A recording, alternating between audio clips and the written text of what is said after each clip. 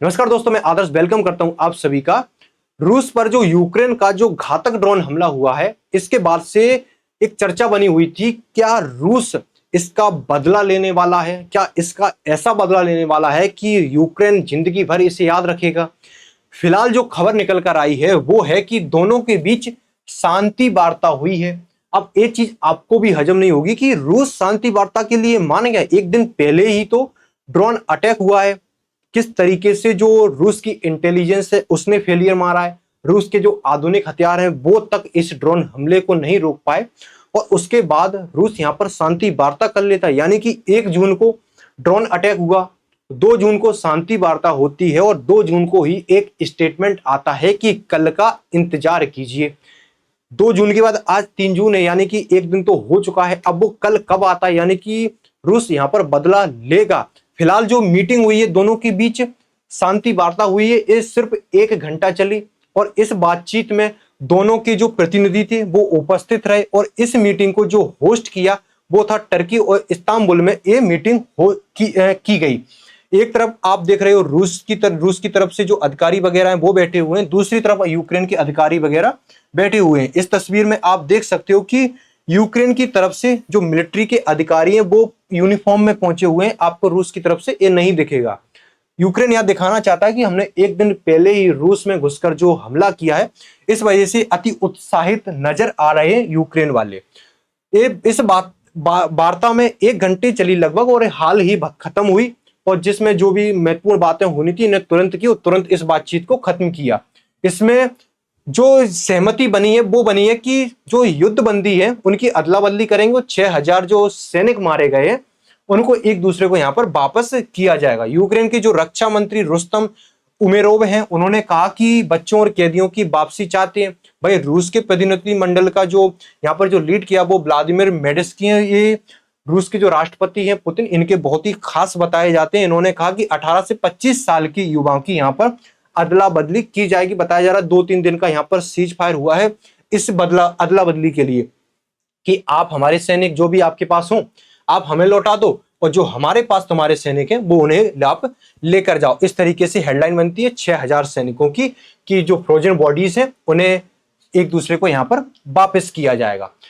कुछ घंटे पहले यानी कि 1 जून को ये जो ड्रोन अटैक है वो साइबेरिया वाले में बड़े लेवल पर यूक्रेन ने ड्रोन फेंक कर मारे, जो ट्रक में भर भर के भेजे, उससे बड़ा नुकसान हुआ है।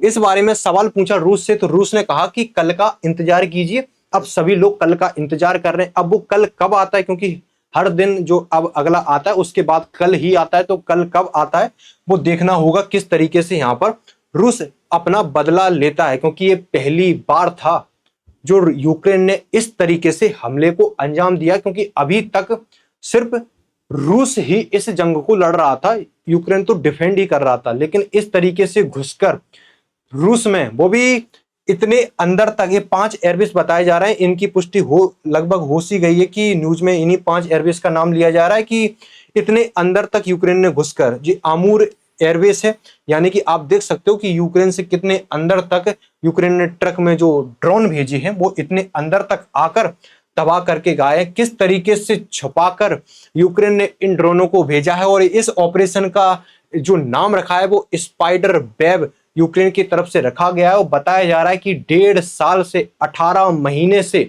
यूक्रेन इस ऑपरेशन की तैयारी कर रहा था, इस मिशन की तैयारी में लगा हुआ था।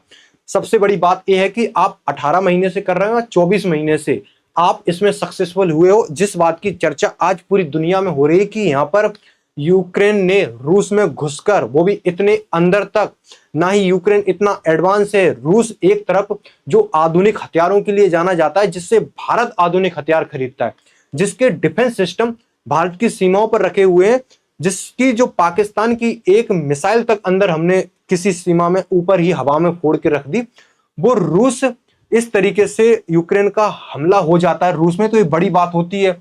इस स्पाइडर नाम रखा गया स्पाइडर वेब। जो SBU है, जो एक सिक्योरिटी एजेंसी है यूक्रेन की, उन्होंने बताया कि 18 महीने से हम इस मिशन की तैयारी कर रहे थे। निगरानी यहाँ पर यूक्रेन के खुद जो राष्ट्रपति हैं व्लादिमीर जेलेंस्की, वो खुद इसकी पर जो पूरे मिशन है उस पर नजर बनाए हुए थे। जैसे हमारे यहाँ कोई ऑपरेशन होता है, खुद प्रधानमंत्री पूरे ऑपरेशन पर यहाँ पर नजर बनाए रखते हैं कि किस तरीके से ऑपरेशन को अंजाम दिया जा रहा है, और जब तक सक्सेसफुल नहीं होता तब तक वो उस ऑपरेशन नजर बनाकर रहते हैं। उसी तर्ज पर इन्होंने भी जो जेलर किए वो पूरे मिशन में एक्टिव रहे, और पूरी इन्होंने अपनी आंखों से देखा कि किस तरीके से मिशन को अंजाम दिया गया। अब मीम भी बन रहे हैं कि एक तरफ जो बड़े बड़े देश हैं, बड़े बड़े बॉस से बड़े बड़े आधुनिक हथियार बना रहे हैं, और यहाँ पर यूक्रेन ने सिर्फ एक ट्रक से खेला कर दिया। रूस में 6-6 हजार किलोमीटर अंदर तक घुसकर ड्रोन अटैक कर दिया। ये सबसे बड़ी जो न्यूज है, जो हेडलाइन है, वो पकड़ के आई कि यूक्रेन ने भाई सब खेला कर दिया। यहाँ पर पूरी दुनिया में यहाँ पर रूस की किरकिरी हुई है, रूस के हथियारों की किरकिरी हुई है, क्योंकि रूस अपने क्षेत्र में इन जो ड्रोन अटैक हैं उनको रोक नहीं पाया। इसके बाद ये तस्वीरें निकल कर आई कि इस तरीके से ट्रक में भर भर कर यूक्रेन ने ड्रोन भेजे। किस तरीके से आप कंटेनर देख सकते हो कि कंटेनर के कंटेनर यूक्रेन के द्वारा भेजे गए। ये वो अधिकारी हैं जिन्होंने इस मिशन को लीड किया। बढ़िया से इन्होंने इनको बधाई दी कि बहुत बढ़िया काम कर दिए यूक्रेन की, पूरी दुनिया में तुम तो वाह वाह करवा दिए। एक बात जो आप लोगों को यहाँ पर समझनी चाहिए कि क्या ये सिर्फ रूस और यूक्रेन का युद्ध है, तो आप बहुत बड़ी गलतफहमी में जी रहे हो। सबसे बड़ी बात है कि ये रूस और यूक्रेन का युद्ध नहीं है, ये नाटो और रूस का युद्ध है। एक तरफ पूरा यूक्रेन और अमेरिका इनके साथ बैठा हुआ है, इनको पैसा, हथियार, हर चीज की सप्लाई हो रही है। बस एक बात हम इनकी कह सकते हैं कि इनमें हौसले बहुत बुलंद हैं इनके, क्योंकि हथियार और पैसा, सिर्फ हथियार और पैसा मिल रहा है, बाकी लड़ यही रहे हैं, बाकी लड़ इनकी फौज ही रही है। तो आने वाले समय में एक मिसाइल बनेगी कि यूक्रेन जैसा देश, छोटा सा देश जो अपने सैनिक, हालांकि पैसा और हथियार कहीं से भी मिल रहा हो, लेकिन लड़ने के जज्बात आज भी यूक्रेन वालों में दिखाई देते हैं, क्यों ये हार मानने को आज भी तैयार नहीं है। यूक्रेन ने दावा किया है कि 41 जो लड़ाकू विमान है उनको यहाँ पर तबाह कर दिया। हालांकि ये यूक्रेन की तरफ से दावा किया गया, रूस की तरफ से इस बात की अभी तक पुष्टि नहीं की गई है।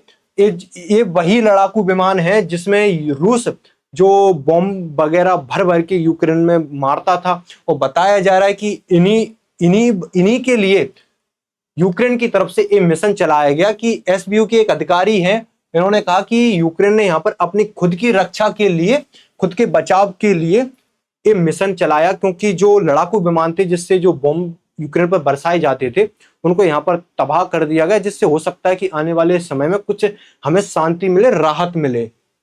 ये वो 5 एयरबेस है, इनकी दूरी बताई गई है कि जो आमूर एयरबेस है वो 6000 किलोमीटर अंदर है, यूक्रेन रूस के अंदर 6000 किलोमीटर। आप तस्वीर में देख सकते हो कि ये रहा वो आमूर एयरबेस।